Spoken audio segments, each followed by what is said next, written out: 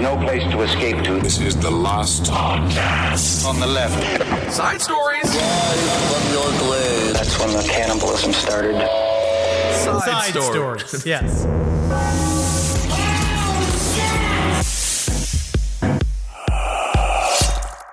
Man, nothing will feel the same. We have never experienced in our years of being on tour. We have been on tour. Essentially, we've been on tour for about 6 years now. Oh, Yep. Except that's for the a one. long one. Really good. Yep. Except for the one long year that we did nothing, right? But I still count that as being on tour because I felt stressed. And you were doing a lot of planking. I was. Yep. But in Philly, being backstage, so we're getting up. It was about 10 minutes before we got to do the show. Ooh. All of a sudden, when all of the power went out in the building, we're like, oh, this is fun. This is going to kick right back on. And then we sat there and nothing happened. And we went through the snow. I ruined my Jordans because I forgot. What a casualty. That was big for me. Well, there are people as well dying, but let's focus on your J's. When it comes down to it, those people should have transformed into snowmen. But it's difficult for them. It's difficult. It is difficult. Philly was beautiful, though. It wasn't. I slipped in the street.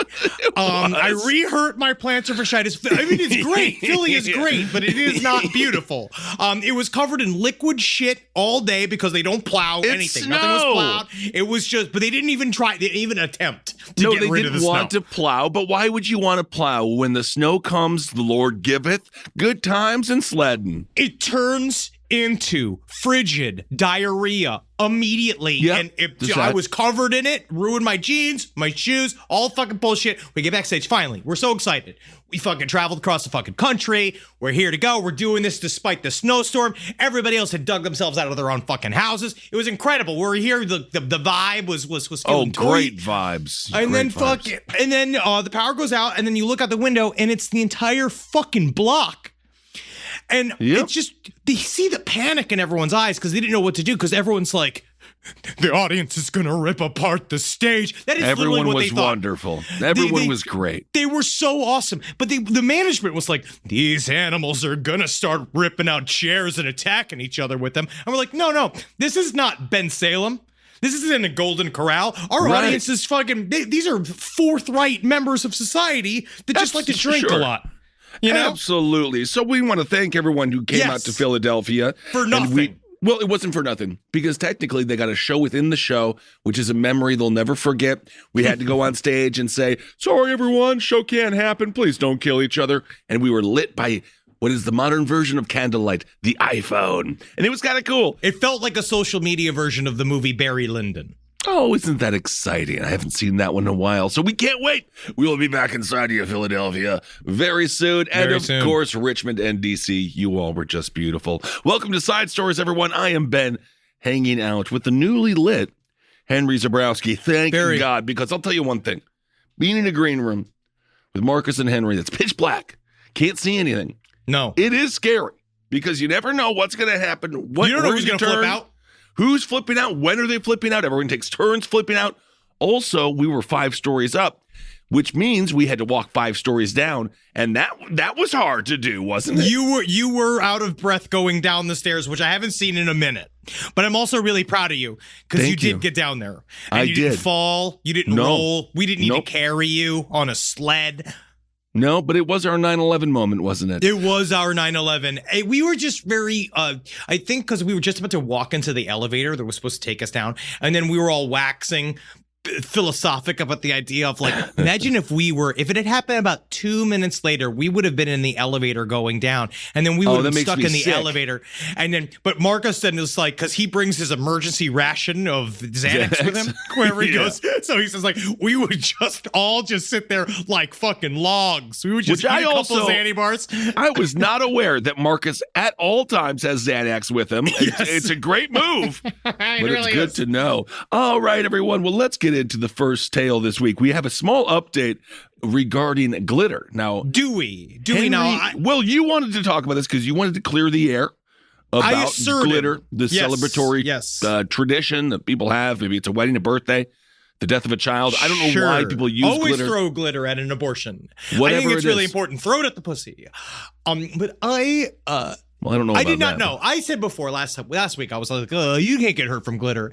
Right. And then the audience, whom I love, they emailed sidestorieslpotl@gmail.com to let me know that I was in fact very wrong. And some of these stories are absolutely fucked. So here's Glitter can be very dangerous, it turns out. Did not know that. I also think if you get like immensely hurt by glitter, you kind of did something wrong with it. You wouldn't have made it in WW2. No, because glitter is just like, I'm here to represent good times. I'm here to represent sparkles. Do you win an NFC championship game? Glitter. AFC championship, you're going to find me? Glitter. But then somehow people have managed to get themselves hurt from it. So this woman, there was a woman who lost her eye. Someone sent an article about this, but here's a letter from a listener that, this is also awful. My hatred of glitter starts in high school and it's continued in adulthood. Fast forward many years and my job is working with teenagers and they found out I hate glitter. So they planned to get me. So one night after an event, they hatched their plan. They decided to take a huge ass tub of fucking glitter and throw it on me. They were supposed to hit my back and chest with it. Well, guess the fuck what happened? It hit my fucking face. All the fucking glitter in all my fucking eyes. The glitter felt like glass and it was extreme pain. Went to the ER, and guess how I did not know how you have to get glitter out of your eyes. Well, you have to have a party, maybe a disco ball, something. Well, they pry open your eyes, they hold your eyes open, they dump water all up in the inside of your eyeballs, they then stick a cotton swab with lidocaine straight into your eyes, and then the doctor comes poking you in the eye with many things. He got x-rays, he got cuts all over the inside of his eyes, and then he had to cover his eyeballs with this, like, the super glue or whatever in order for it to fix this, like, antibiotic super glue, and he said it was really, really bad. He almost lost the eye, but there's a worse story than that. Okay, well, what happened with the kids who threw the glitter? I guess it was just executed. I hope not. They were euthanized. Well, it was an innocent thing, and of course, when you're a teacher, never let the students know any Ever of have your control. phobias. No fears. Don't let them know your fears. As a matter of any of fact, that. you say, if they say, what's one of your fears? Say something that's not one of your fears. And then you show up and then there's a big horse in the room and you're like, see, I love horses. So I'm not scared of horses. Then you thought I was going to react, but I actually love horses. And that's actually my horse. And yes. And but this is a worse story. Okay. So this is from a stage version of Rocky Horror Picture Show. When we were performing the show, I only had one costume change, from the glittery shorts to the finale costume. So to help define my shape, I would cover myself in oil and glitter to show the muscle outlines.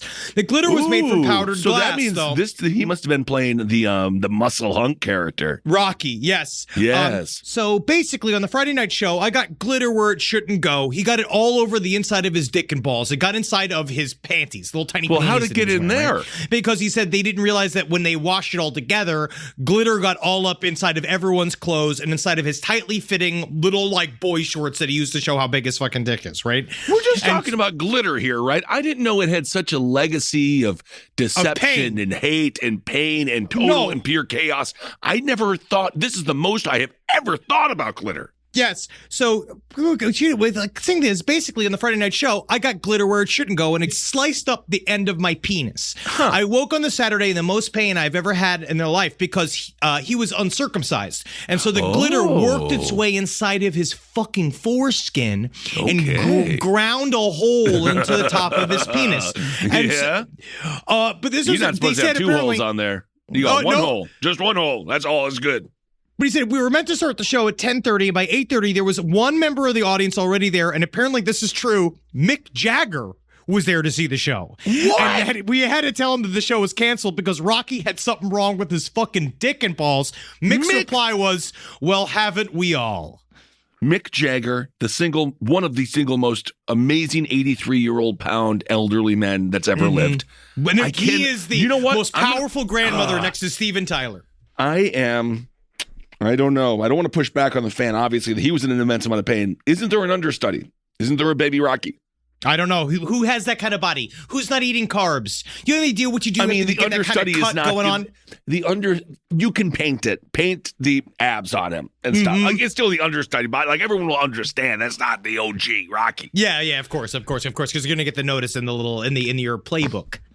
But I just wonder if the show should have gone on. I mean, the WWE, they continue their shows going even after live death.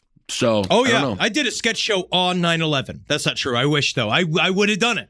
I would have done it to be brave. Well, we actually did do a performance on 9/11. Not 2001, but there was a 9/11 show that we did. Oh, yes. That was in the UK when they had the chip. They had the story. That was in the front UK page. and in America.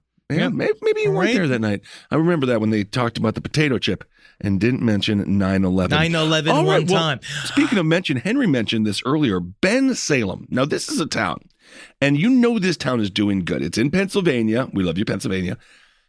And it has a Golden Corral. Now, the thing with the Golden Corral... In Pennsylvania, you contractually have to have a Golden Corral, I believe, every 20 miles. Absolutely, as it should be. And I hate meaningless legislation, but that would actually be good. There was a massive fight that took place at a Golden Corral, and we can only describe this as what happens when you're getting low on chicken tendies. I don't know what happened. Because usually when there's this much food around, Henry, it's people peace. are happy. Yeah, people are happy. And they like it. But I don't know what happened. A 40-person melee broke open. 40 people. And I want to watch a little bit of the video so we can also hear a reaction. You can hear a little bit of the sound of the fervor of this fight. Fernando, if you go up to about 2 minutes in, you really get into the fighting here. You got to hear this. This is ape shit. So for those wondering, are these people hammered? Are they sober? The whole thing took place at 4:30 in the afternoon. Oh, yes. So some people were having early dinner. Some people were having late lunch. Maybe that crossover effect had a lot to do with the fact that people then began throwing chairs, high chairs, and tables. Watch this, but actually bump it back about 30 seconds. Let's give this a listen. And I think even though it's audio, I think you'll be able to really get the chaos and the weight of it all. Here we go. Now, this was taken down because they thought that it promoted violence. But actually, it does kind of hype me up because I want to start screaming World Star, World Star. But it is fun. But I understand it's bad to promote mass fights at the Golden Corral. I think Golden Corral can handle it. All right, let's do it. Woo! So the lights are shaking. The chandeliers are going. That man is throwing a table at a Nana. Yes, and holy shit! The essential worker that is the waitress is trying to keep peace. I'm going to tell you she's going above and beyond. At this point, I'm leaving. Can I say that there is truly nothing essential about being a waitstaff at a buffet? That's the exact... You can say that if you wanted to be immensely rude. I don't mean to be. Oh, now look at this guy coming out with the walker. Everyone is old. They're all old. This is literally a mass fight between 40 to 50-year-olds. They're begging that one guy to stop. And it looks as if another guy is looting some merch. Well, isn't that just fantastic? They came from some kind of Eagles function. This might be sports related, although I don't think so. Again, 4:30 in the afternoon doesn't look like... That guy has never played a sport in his life, but he is somehow the size of an offensive lineman. Yeah, that is a big man. It's the Golden Corral, of course. I don't see any of the buffet food. No, it was in the side room. I'm looking at what we're seeing here, and I think this is not food related. I think this was an argument that occurred over dinner. Maybe it was a mask thing, maybe a mandate thing, maybe a vax thing, maybe a sports thing. Who knows? The list can go on. But this looks to be not food related. As a matter of fact, it seems to me as if they're already full. Yeah, you have to be. They look pretty bloated. Yeah, they look pretty bloated. I think this is a post-food fight. Wow, that's incredible. All right. I am just... Watch the video if you can. It's at Melee at Bensalem Golden Corral. It's just there on YouTube. It's fucking chaos, dude. What would you do? I would have fleed. Number one, I just would have ran out of there. Or unless I guess you were in the fight. Side. But what? Yeah. I mean, at some point, you're going to get beamed with the baby chair, and now it's your responsibility as an American. You got to hit somebody else with something. Also, how did this not, of all of the opportunities... I've only been in one genuine food fight. There's no food. But at the cafeteria, I remember it was in high school. A food fight started. It was probably one of my most free moments of my life. What did you throw? What was the thing that you threw? I threw a little thing of milk. Oh, that's a grenade ripped open by a food site. Oh my God, dude. Ripped open the top of it and just scorched earth. Now, may I ask, and this is actually true talk, chocolate milk or traditional 2% milk? Normal white. Okay, Not that because the way. chocolate will. Because I had a chocolate milk in my locker for a couple of months, and I got to say that smell does not come out. No, I drank the chocolate milk because chocolate milk's one of my favorite substances on the face of the planet. Fantastic, good idea. But it's like, but why did they not go to the start? Why did this not become a food fight? They had such an opportunity. You could pick up. How fun! You see that one woman in the big hat, and she was like, "Stop now, stop!" How fun would that be to pick up the fucking prime rib and throw it at her head? I think it was about distance. I don't think they had the opportunity.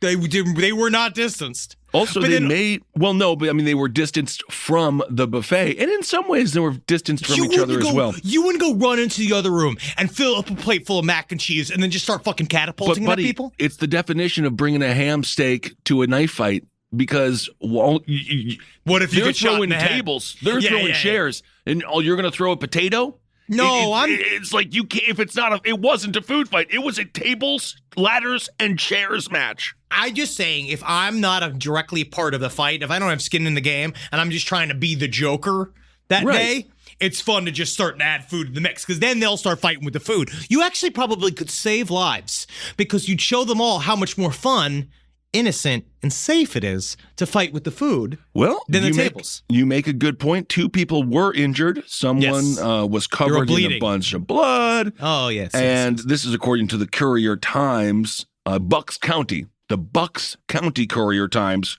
which are really, they're all over this story. They've been on this story from the ground since the beginning. They are taking this extremely seriously, and they're going to keep us updated if there's any deaths or anything like that. We don't think so. Oh, yes. No, we don't think so. No, I think it's just a fun 4:30 Sunday. I guess so. Pennsylvania. But this next story, most of these stories come from Pennsylvania this week. And it wasn't because we were just there. I don't know what is going on in that state this weekend. Maybe it's the snow. People went insane. But this next story is actually very fucking serious. And it is, they are saying they might have the situation wrapped up, but we don't know yet. It's a freaking horror movie. This story rings true. I mean, it is the beginning of a horror film, of a zombie film. So many scary movies. So a truck carrying 100 monkeys that were infected with herpes 2 collided with the dump truck. This is Friday afternoon along Route 54 just off of Interstate 80. This is near Danville, and a bunch of monkeys went missing up into the forest areas, and it's really not good because I guess we were talking with Fernando before the show that herpes 2 is actually fine for the monkeys to have, but you can get it if they bite you or scratch you, and it is very bad for us. We get like brain damage if you kiss a monkey. Yeah, if you fucking have it eat your pussy, and you know it's going to end up using teeth because there's a no. So according to the CDC, the monkeys, they were supposed to go to the CDC-approved quarantine facility. They were from Mauritius, a country in Eastern Africa. Can we just pump the brakes on animal experimentation with a bunch of new, kind of diseases and virus? Can we just pump the brakes for just stop? Or if you're going to transport them, just make sure that the truck driver knows what he's doing. But my thing is, why don't they label it CDC? Like, you should label the truck. The truck should be labeled CDC, and it should have like a thing in front of it and back of it. Like, like when people transport houses or whatever. Wide load. Like there should, this is not even a bit. I really feel that they should be have some kind of escort or like something that, especially if they're filled with animals, uncontrollable animals filled with infectious disease. 100 biological weapons just hanging out and not having fun. Oh no!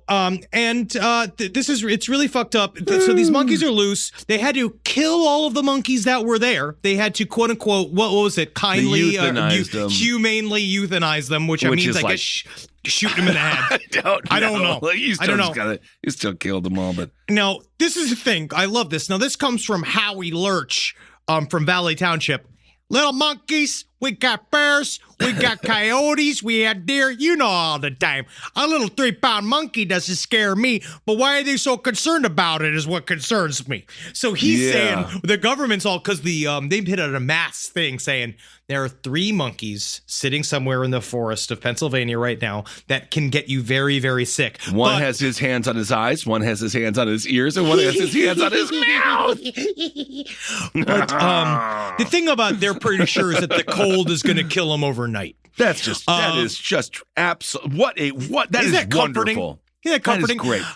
This comes from Michelle Fallon of Danville. She saw the entire incident. She jumped into action. She helped the drivers and the loads they were carrying. So I walk up on the hill, and this guy tells me, "Oh, he's hauling cats." And I said, "Oh." So I go over and I look at the crate, and there's this green cloth over it, and I peel it back. I stick my finger in there, and I go, "Kitty, kitty," and it pops his head up. It's a monkey.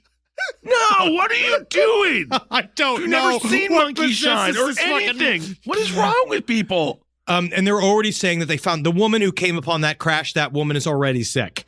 She had up close encounter with the monkey. She's got. She said that she has cold-like symptoms. She has a runny nose, cough, pink eye. It's not good. No, it's not. And apparently, she said before sticking her finger in there, she said, "Hey, kitty, kitty, kitty, kitty, kitty, kitty." Even if it was a kitty, what is this? Stop! Don't put your random finger in a random crevice. Why is there not a massive CDC stenciled on the side of that box? Why is CDC not written all over it? Maybe they're people worried would freak out. People would freak out, and then if someone wanted to use the monkeys for nefarious reasons, like maybe what? For fleshlights? I don't know, buddy. What are we gonna do with them? They're diseased. They're fine. They're like they don't show signs of illness because it doesn't fuck with them. I mean, if you had a series of monkeys, you would let them loose places. I mean, it would be fun. It's because then you see all the chaos, and then you're like, "That's chaos. great." That's fun. It's the funnest kind of chaos too, because it's monkeys everywhere, and then you're half delighted, half scared, and that's the best part. That's like an amusement park. Yeah, the CDC did send a letter out, and they did say there were some surviving monkeys, and they are going to be quarantined, and they're going to be monitored for infectious diseases for at least 31 days before their release. And I don't know why any of this is happening. I don't know. Isn't that great? All right, there really does need, but I feel like these CDC trucks need more presence on the road. I don't fucking understand. Well, I wonder they must. I'm sure that they have some reason because maybe they were worried about terrorism or something. But yeah, let us know. I want to know. Honestly, if the terrorists want to blow up that herpes monkeys truck, that's fine, I guess, because it's a bunch of poor monkeys that all have the love bug, and they can't fucking. They don't even know that they have it. They don't know that they have it. They're like a bunch of DJs from 2005 fucking New York City. Yeah, well, indeed, running around in the woods with no place to go. No place to go. Live from your grave. Speaking of love bugs, let's go. Henry, you love shoes, don't you? You know, I love shoes too. I'm an advocate both. of shoes. Oh, I think shoes should be worn more often. And I think that on a plane, it's absolutely disgusting when you reveal your feet in any way, shape, or form. I have very little, I try not to be one of those, that's really out of line. I've had feet on the back of the seat, no shoes. It's nasty. Feels disgusting.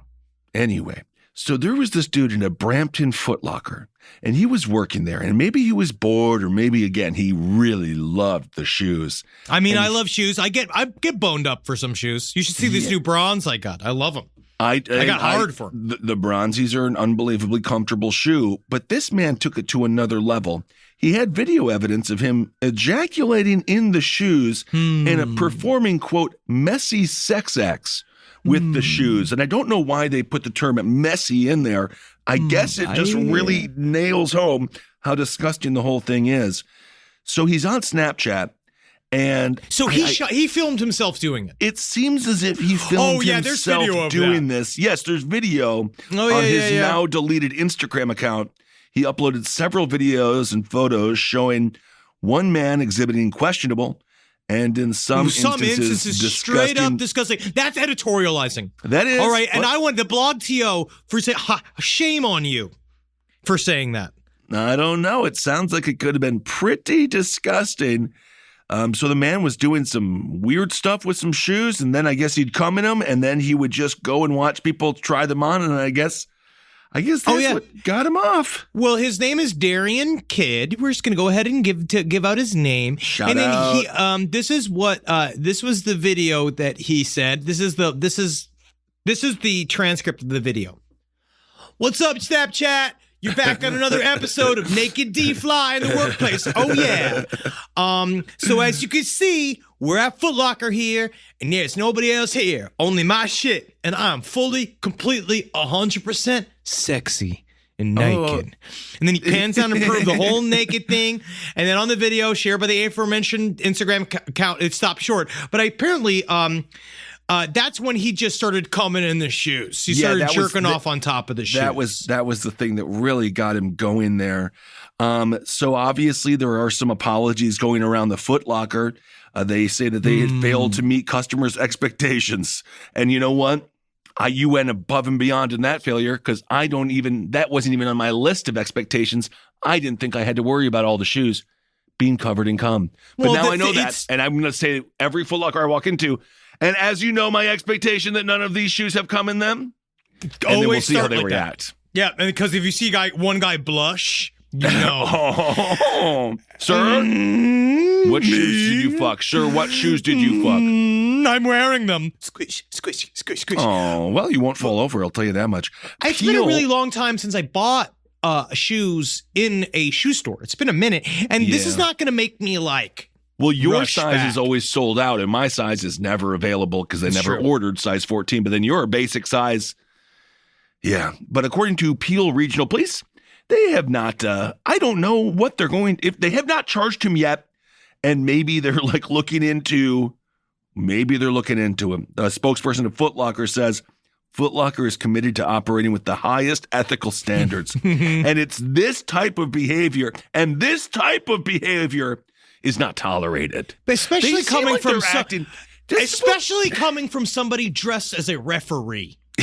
Because it's so important for them to hold the rules sacred. Am I wrong in saying it seems like Foot Locker is like, yeah, all right, another day where we just talk about how sorry we didn't have customer expectations in mind. It's like, does this happen a lot? Is there a whole underground ejaculation game happening at the Foot Lockers? Well, you remember surrounded by shoes? We covered this story. We covered another shoecomer story last year. It was in New Zealand. So this is him following, maybe continuing in that man's legacy, because this is about the violation. This is not really about him he doesn't think that the shoes are sexy. It's about knowing that someone is going to unknowingly stick their foot into this and get cum all over their feet. And he loves that idea. Well, it's he about also setting a little landmine. Do you know how many freaking comments this dude got? 75,000 comments. He did it for the fucking likes, bro. He did it for the clout, dude. Jeez. I mean, so he got what he wanted, I guess. And I don't know what he is going to go on to do, but big things. Well, big things indeed. I don't know. Right. Well, be very careful. And if a shoe is too snug, make sure. Check out for cum. No, you don't. Do that. What are you supposed to do? You're supposed to go like you're a producer for that MTV show Room Raiders, which hasn't been on the air for 10 years, and go with a black light. How is a customer? If I went into a store, that employees if I went into a store, what do you do? What do you do? If I went to a store and asked and stuck my foot in and it was wet, I would come back out and be like, "These are now my shoes. I'm going to take these shoes for free. Oh yes, I'm going to go clean them. I'm going to go bring them to a hospital to clean them. But these are now my shoes. You are you are now paying. I'm now paying. I'm going to have these shoes. Wow, what an interesting approach to that. I would have said give me some money or give me a different pair of shoes. I'm here for shoes. All right, well, and there then you you go. have the story. Then you have the story, and then honestly, maybe it's kind of nice because with my plan of fasciitis kicking my ass recently, especially because I reignited it falling down the fucking snow in Philly, I now have a straight up. It's maybe nice to have the cushioning. Yes, I didn't know that. I fell down the last time, so yes, but you were hammered. I was in the middle of the fucking day. But then you got to Toboggan Mate. That was also fun. Lesson Doreen. If you have a chance to go to Philly, what a wonderful little place for the neighborhood. It was a really, really fun bar. And Lloyd's, we had a good time in Fishtown. Oh yes, and Lloyd, of course. Do you want to do this? Town. I know. I want to tell the story about the Pennsylvania ChupaCabra. Okay, great. Let's do that. Let's do the We'll stick in Pennsylvania. Wow. This story, I mean, we're saying Chupacabra, but it's because it's what a Chupacabra is. It's an unidentified style of dog. Now, if you look at this dog, he's cute, but he's fucking mysterious, and they don't know what the hell happened. So one Pennsylvania's Fairfield Township, she said that she found these animal tracks. Who are these bored-ass women? Like, honestly, what do you mean? Just went to go follow animal tracks? What are That's you, fucking nice. Pocahontas's cousin? That's fun, Henry. That's called being out in nature. And then it's as opposed to now everyone's looking for Pokemon. Whoa. These people are organic. They're looking for cryptids. True. So he thought that I guess she was looking for a neighbor's dog. She found this mysterious animal, and it was shivering and it was scared. And then she managed to lure the animal out, and it got into her basement. The thing is, they look at this thing and they're like, we don't know what the fuck this animal it is. They think it's a dog, but they legitimately don't fucking know. They're running blood tests on it to figure out what the hell it was. She said it was exhibiting scared behavior. So whatever it was kind of innocent. And when they got inside, they warmed the creature up. And they looked at it. All right, because she looked at it. She said she thought it might be a coyote or a dog. When they called the wildlife works, they went look at it and they're like, I don't fucking, this is not a goddamn dog. But they think that maybe it could carry rabies, whatever it was. So now it's kind of sitting there while it's waiting to get genetically tested. But look at the picture of it, Kissel. I see it, man. It is a creepy ass looking thing. It's kind of cute, though. It's got cute eyes. I think it's probably a dog. They say that it's definitely got signs of mange. The chupacabra is a pretty cute cryptid. Yeah, I'm thinking it's a dog, and it probably needs to be loved, and it's cute. It's so cute, and honestly, or maybe it could hang out. It could hang out with the monkeys. No, it shouldn't hang out with the monkeys. It'll get sick.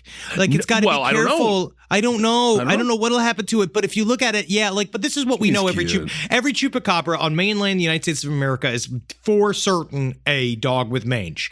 The only thing where it gets wiggity is the Puerto Rican chupacabra, which we covered probably a couple hundred episodes ago. That is a little bit more weird, a little bit more like somewhere between a dog and a lizard. But this thing, like whatever you're looking at it might need a home. So I'm wondering, and I would straight up, if I was in the Pennsylvania area and there was a chupacabra, like let's just go ahead and call it a chupacabra, even for branding purposes, just to get the word out that someone needs to come and take care of this chupacabra because, that's technically an endangered species. Well, one of the most endangered of all time. It's a cryptid. It's possible it doesn't even exist at all. And what's more endangered than that? But the thing with the chupacabra, it doesn't want to be a house pet. So I think that would actually be a massive disservice. Why would a chupacabra likes to, they're like Michael Myers. They just like to kind of wander around aimlessly. No, they should do that thing where you show a picture of the chupacabra and it's like, if you're cold, they're cold. Bring them inside. Because the chupacabra is a warm weather animal. If it is anything, if it is indeed, they do like hot temperatures. Like, we need to bring him inside. And then I would name him Sucker. Oh, Sucker the chupacabra. Why Sucker? I don't know. It's cute. I don't know, but I kind of like it. And you have him come inside the house and you can pet him and then you get to be the master of cryptids. So if you're in Pennsylvania right now, it's possible you got a random monkey in your backyard or a chupacabra. So it's cute. Anyway, and be careful when you go. But the monkey will fucking give you AIDS light. So you don't go anywhere near it. Well, speaking of dangerous things, I just want to cover this briefly because we don't talk about cartels. But this one, did you see this video, Henry? Which one? Oh God, yes, you sent me this fucking shit. This guy, he had a beef. He had a beef, right? I had a beef, but it was a Philly cheesesteak. Yeah, man. Come on. But he's a cartel assassin, and there was another gang member that he had to fight with, and then he filmed himself killing the dude, and then he cut his heart out. And then he took bites of it in front of the camera, and there's a full video. And anyway, so you can check that out. Fucking wild. It's bad. Honestly, because what is interesting is the idea of that's an ancient practice. That has been around for thousands of years. The idea you kill your enemy, you consume their heart, you literally gain their spirit, their energy. I would say if I kill, I'd be like, I'm going to kill you and eat your heart. But like after I kill you, I'd be like, oh, I'm not going to feed you. Actually, not very hungry. Heart. It's disgusting because this guy, he's like it's a buffet. He's over the body of the victim that he just killed, and it's all fresh.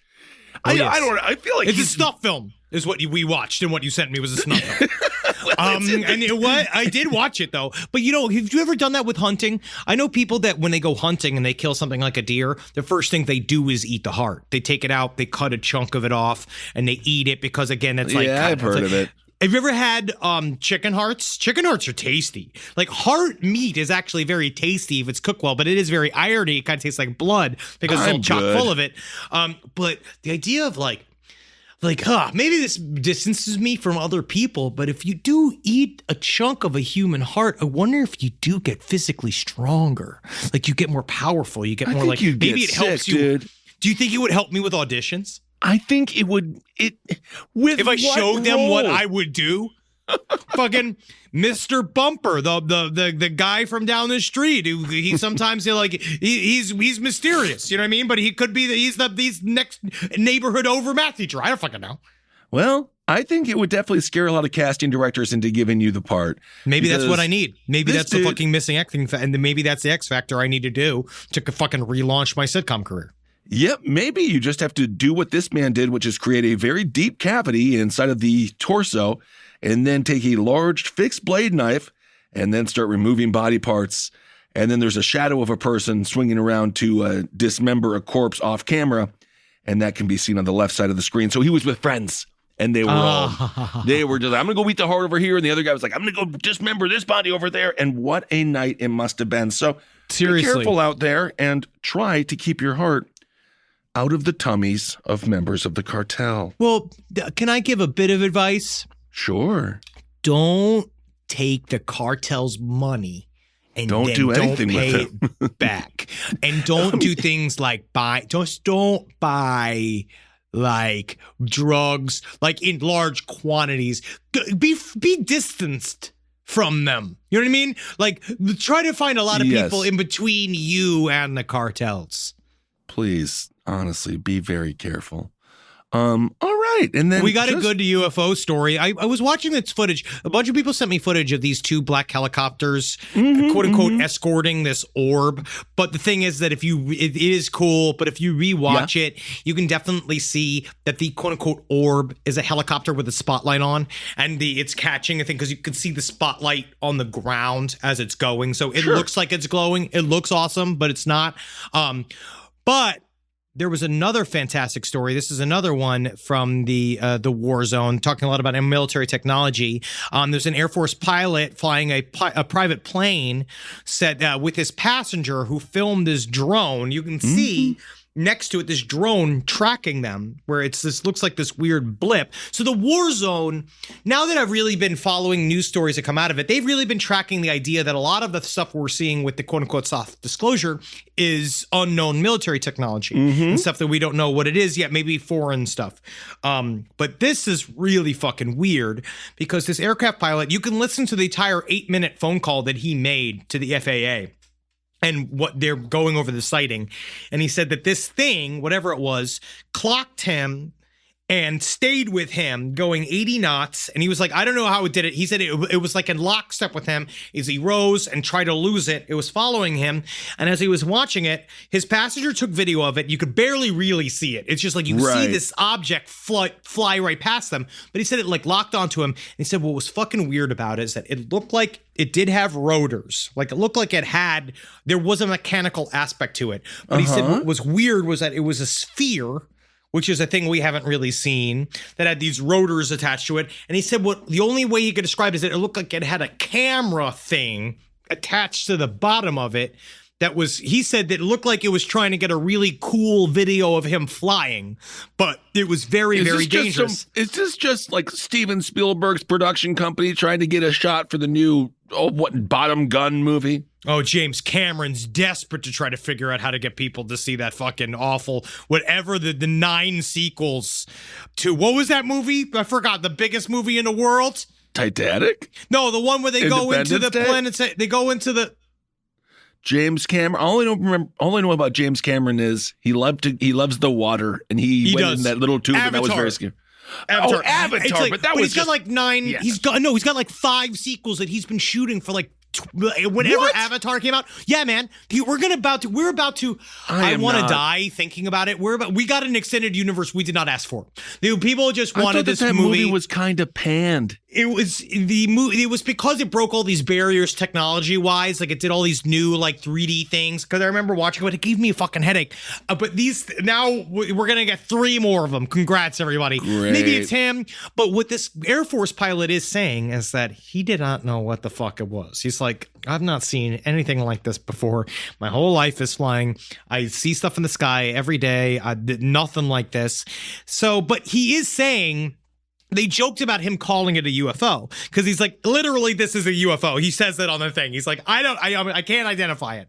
But he's trying to say this is mechanical. I don't know what the fuck this is. So maybe we are now starting to enter the true, like maybe it's been going on for about 10 years and more of it will come out where the uncanny valley of these things that look like UFOs, but maybe are not. I mean, maybe they're specifically designed to look slightly mysterious so that you don't think that it's from China or Russia and doing these various things or our secret ops programs that we're going to be talking about all week that are literally going that do shit without our government knowledge all the time. But drones are not supposed to fly above 400 feet, or you're supposed to get a notice. If it's from the US government, you're supposed to be notified that they're flying through these areas. So that's the thing. Like, unless it's a part of like a super top secret, like MK, like level thing, like that no one else knows about. But to be honest, they try not to fuck with the pilots, I don't think, because that causes massive like crashes and people dying. It could be very dangerous.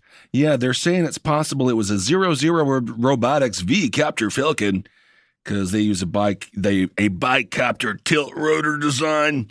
But it said it had an antenna on it that he's never recognized, and it's not on that technology. Well, it seems like you can really dress up a drone, huh? So who knows? Well, I don't know. Either way, real exciting stuff. We remember indeed. we did the flying humanoid dude. They tried to debunk, which I haven't allowed. I'm still bunking. I still think it's interesting, but they're putting that off. They've got. Well, they said they caught him, didn't they? No, they never. Well, they said that they did, and then that fell off. And now they're saying that they thought it was a Jack Skellington balloon with a drone attached to it. Oh, yeah, I remember that. Yeah. But that also, then I followed up on that, and that fell off. So who knows? I didn't who fucking know knows? I'll take a Jack Skellington balloon. Rise from your grave. Well, speaking of undiscovered, we don't know who this dude was yet, and so we never covered him. I never really heard about this guy, but apparently there's a possibly new victim, a 6th victim from in San Francisco. In the 1970s, there was a serial killer, and he was nicknamed the Doodler, and he would kill a bunch of gay men, and it's really sad, but the cops never figured out who he was, and they still have $100,000, and they raised it up to a $200,000 reward for any information leading to the apprehension and conviction of a serial killer dubbed the Doodler. So I haven't heard that much about this person. Feel free to email us if you know about the Doodler. It looks like all of the assaults happened in the 70s. So at this point, he's probably like dead, right? But who knows? By this point, he might be dead. Who knows? Who knows? But either way, it's just kind of interesting because we had never heard of that serial killer before. And I think the Doodler, I don't know. Like if you're a serial killer, you can't give yourself your own nickname. And this man made a mistake, evidently. One of the victims, he told he was going to art school.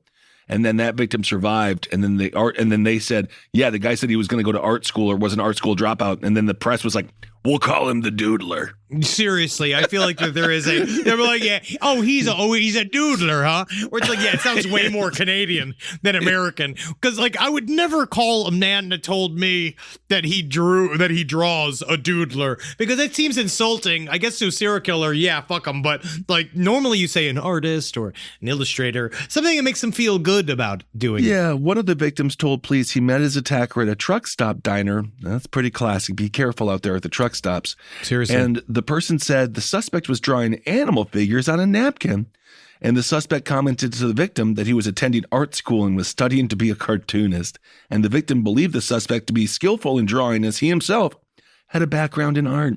So isn't that nice? The Doodler still on the lam. Let's catch the Doodler. If we could catch a doodler, honestly, just don't let a man draw your picture alone with you while you're at a coffee shop or anything. He's trying to invade. He's trying to figure out how to murder you. Yep. Police said the suspect they interviewed in January of 1976 was a strong suspect, but I guess they just didn't arrest him. And the same person interviewed by police in 1976 is still the focus of their investigation in 2022. And he's just hanging around being like, waiting for you. Meanwhile, like his art has gotten so good. He's doing murals and graphic design. Now he's built this incredible portfolio, and he's just been like, doodler, huh? Every single time, he's just getting better, getting oils. He started getting doing all that weird shit. Remember what's the guy, Chuck Close?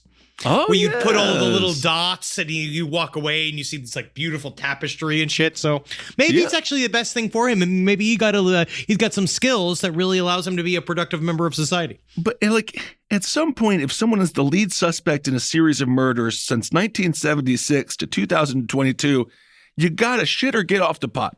Is he or not? Because what is going on? Just try to arrest him. I think at this point, just arrest him. What's going on?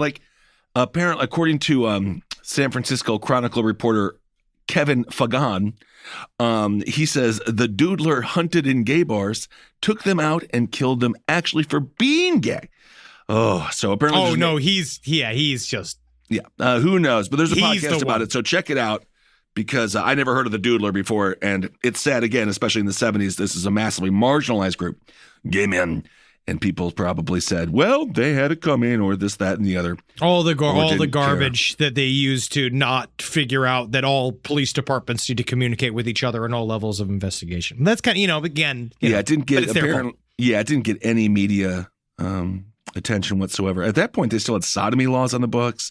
You could still bust guys for being gay. Essentially, society was not ready. So underground, very sad. So anyway.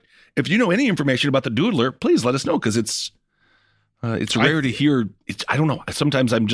Most times I hear about a serial killer, I'm like, yeah, I've heard of that. That one, yeah, of course. No. But man, I can't believe doing butt stuff was fucking against the rules. Can you believe that, dude? Can you fucking believe that? It's your butthole. Don't you just want to sometimes you just see a butt and you mean tell me George Washington never saw a succulent butt on a Revolutionary War compatriot of his? No, he did. That's why. And then, they were out there in the muck all day. There's no women there. They had to figure out a way to fucking go at it. Yeah, of course they kissed. They all kissed. Yeah, with his wooden teeth. That which is a myth. Whatever. But fucking anyway. whatever. I'm sick of everything being debunked. It is a good reminder that you give these people power, and they're going to try to take your butthole away from you. Don't let them have it. I think it's time for Hero of the Week. All right, let's do Hero of the Week. It's the people of Philadelphia who came out to the show that didn't happen. No, I'm just joking, but you guys are Philadelphia. It's good pandering, though. Well. You're good pandering, but yeah, we really wanted to do that show. I was really excited. I was excited. We'll be back. Okay. So this week's Hero of the Week is Goldie. Goldie is a puffer fish, and Goldie went to the dentist. Oh, so it's another thing that can't choose anything. I went to the dentist. It can't choose. It went to the fish dentist. There are fish dentists? Well, for Goldie, Goldie has a look at that grill.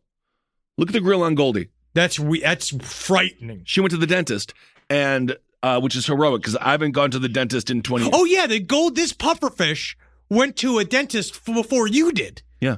And also, the dentist isn't a hero, because if the pufferfish didn't need to have its teeth sawed in half, then why would the dentist even be there?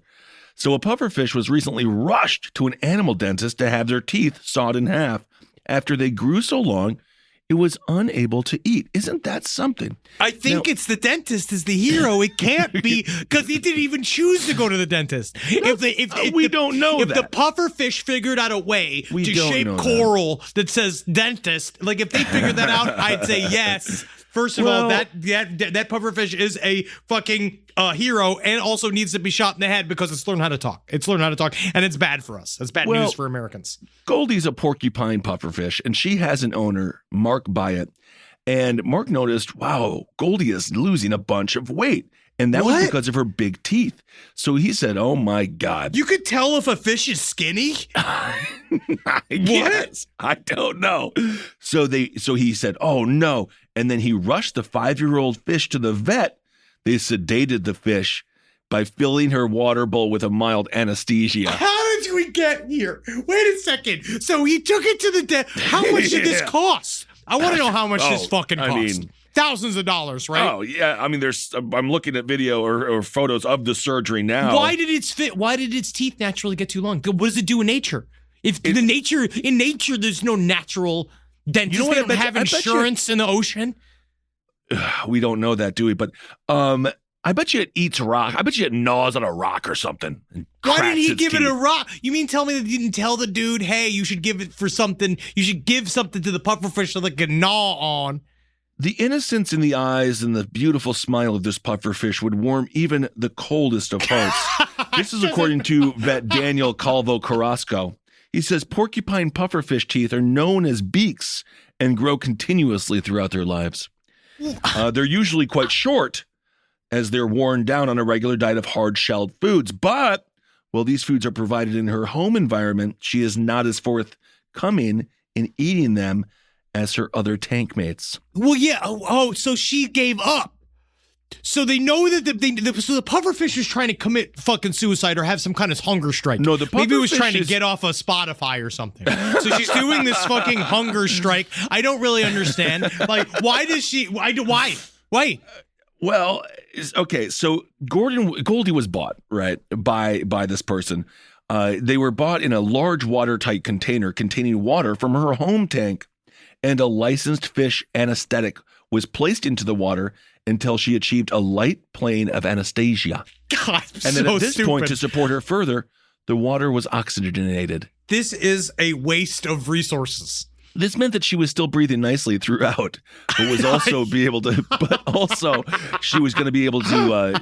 But was able to be held for brief periods of time out of the water without becoming stressed. So, because you want to take care of Goldie the pufferfish, you see.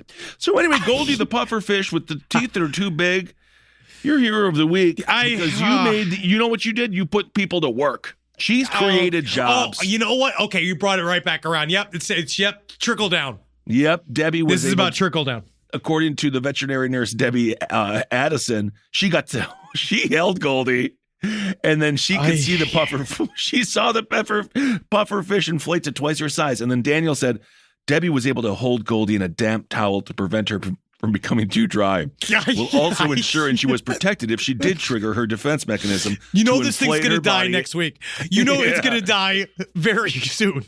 I would love to hear Goldie's tale of what can only be perceived as massive sexual assault. I have no idea. Goldie doesn't know what this is. An alien abduction. Yes. And Goldie doesn't know it. But anyway, she's been placed in a large container. She's doing great. And so I know a lot of people were worried about her. I know this made news. I know this was on CNN. I know it was a big story. So Goldie is now back home in her home tank in Leyburn, England. So there you go. Oh, yeah. Of course. This sounds very English. Yeah, with bad teeth and everything. Yeah. Even the fish, literally, yeah. Even the fish. That's kind of a stereotype. The British have improved their teeth immensely, but They haven't. They really have. I'm sorry, Kissel. You're wrong. They really haven't. it's 50. It got better. It's gotten better. It's gotten better. I mean, it's gotten better. Well, all right. Well, The only thing I care about right now coming from across the pond is can Prince Andrew sweat? And I want to see a drop of sweat come from that man's breath. All right. we were talking about it in Philly. We got to get him on Hot Ones. The greatest, that would be the 10 questions, the man from Hot Ones, Prince Andrew, he fucking sweat, dude. Sweat. Awesome. Hit him with the bomb. Oh. Yeah, he'd be fucked. Which I had to bomb on the live stream, and It's not good. It's not good. No, but it's strong. Oh, here we go. I'm going to do one listener email for today. Okay. Now, this is a story about my grandmother's friend. Mary and her husband were running out of time from their current lease, rushing to find a new place. They had their hopes on buying a house and were looking constantly, but every time Mary saw a house, she was left feeling dissatisfied. Mary couldn't settle on anything because each night she would have extremely vivid dreams about a house that was everything that she had ever wanted.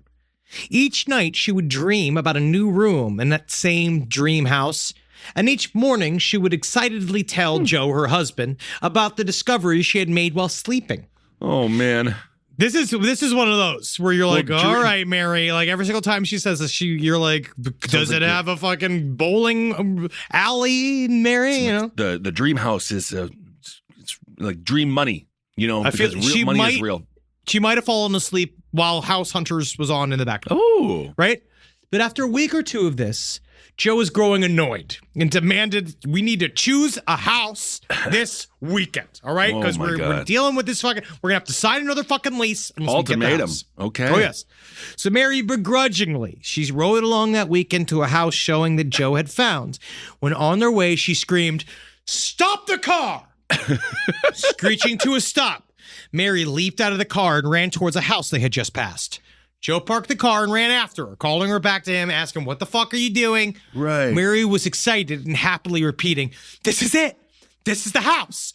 All while Joe was trying to get her to leave the stranger's property. Okay. Mary opened the front door and was greeted by a beautiful foyer that looked exactly like the house from my dreams. Joe was urging her to leave, saying that this house wasn't even listed for sale. They were literally breaking in and entering, but Mary just went further inside. The woman walked in on them and said, "Hello, are you guys, hey, excuse me, you guys here for the showing?" The couple was shocked, but went along with it. The realtor saying, "We just listed the property this morning. I'm happy to see somebody already looking." Mary mentioned showing Joe the view from the bedroom and quickly made her way through the house, leaving the realtor to ask if she had been there before.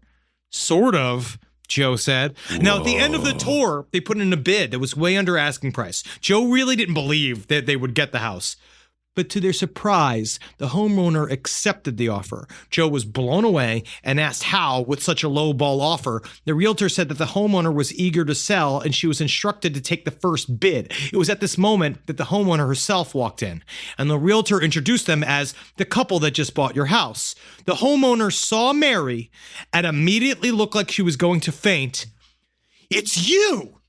What? You're the ghost that's been haunting my house." Oh my God, that's so scary. Fucking weird. She said apparently this story has gone through, they've been telling the story for years, and that it's very strange. So they're saying that, like, which sounds really interesting, that Mary fucking like astral projected sleep herself, ghost, like, into the fucking house, which is kind of what we talked about with the with Nessie, the idea of I love the idea of the Loch Ness monster being the ghost of a dinosaur. So that is that like, type of thing. So like if you're just poltergeist in your house right now, just be like, the house is not for sale. I just want to remind all ghosts, house is not for sale. It's not for sale? Yeah. Is it for sale now? Has that ghost just been like, okay. And that story wilds me out. I fucking love that shit. That gave me chills, dude. That's fucking sweet. Every time she was dreaming, she was really there. She really was. That's scary. Yeah, cool. Fucking cool. It's very Who cool. knows? Who knows? I love all that kind of shit. With like the weird valley, the down to the grays of reality. It's scary stuff. One of the only fun things about growing up super religious, hearing the stories that they say angels, but they were ghosts. They were aliens. Or aliens, or were they whatever. molested? Or was they just getting their dick sucked while they're 9 years old? We'll find out. Right. You remember that old chestnut. And speaking of old chestnuts, you hear that sound? Ah! The crying bird of freedom. Oh, yeah. Ah! Okay. Welcome to Stitcher, everyone. We've been here this whole time. Did you not realize? We're here. We're on Stitcher. We're everywhere. We're freer than we've ever been. It was like we astral projected ourselves back out onto the internet. Absolutely. Well, we truly did in many ways, so we can't wait. We're so happy to be on all of your platforms. Wherever you listen, you can hear us now and all the shows, so hopefully this makes it easier. And for those that didn't come on our journey to Spotify with us over these past 2 years, welcome back. And it's great to have you with us. And you have a shitload of listening to do. Get to it, please. Catch up. But again, we want to thank the people over at Stitcher. We want to thank our whole fucking badass group of fucking employees here that went out there and made shit happen. They're wonderful. They work so hard to get all the episodes up and running. Not easy. Wow. And we're here, man. We got a fucking bunch of years left. We ain't going fucking anywhere. So suck my fucking dick, all my enemies trying to fucking attack. Come for me. You come for me, you best not fucking miss, right? Because I live for the day the army of haters show up at the fucking golden gates of my fucking compound, right? And I love that day because I'm going to drop a tub of oil, hot ass oil, on all these fucking assholes. They scream stuff like, "You work for the CIA." And I'm going to be like, "Yeah, I do. How about that? Yeah, I am a member of the fucking CIA. We're gonna talk about this next week too, man. You fucking assholes. Next month and a half, we're gonna be talking about the CIA. I'm gonna be all over you. I can't wait. You wait. I'm gonna find out and I'm gonna laugh, knowing for a fact that it's really nice that when I retire from the CIA, I'm gonna have incredible benefits. Isn't that great? There's the worst sentence you could ever have your haters say to you is, "Who are you?" Because that, because that's how they got you. That's how they got you. Because oftentimes, don't forget, you might be stewing over someone. Don't give your energy to them. Don't give your energy to them. The real story is that no one is ever thinking of you ever. And that every single time you thought that you said something super awkward at a party or like said something weird on a phone message or a Zoom call, and you're hyper thinking about it like they thought about it every second of their day, that you said something weird, they didn't. Nobody cares about you. They only care about themselves. Absolutely, which is actually very comforting. It is. All right, everyone. Thank you all so much for listening. Hope you're doing well out there. We will talk to you really soon. Yeah, we will. Hail Satan. Magustalations, everybody. See you soon, fuckers. Who are you? It's me. Kissel, you don't remember? I can't wait. I can't wait for all. No, never mind. I'll remember you. You might not like Alzheimer's. I don't know. We'll leave it at that. Yeah, I don't know.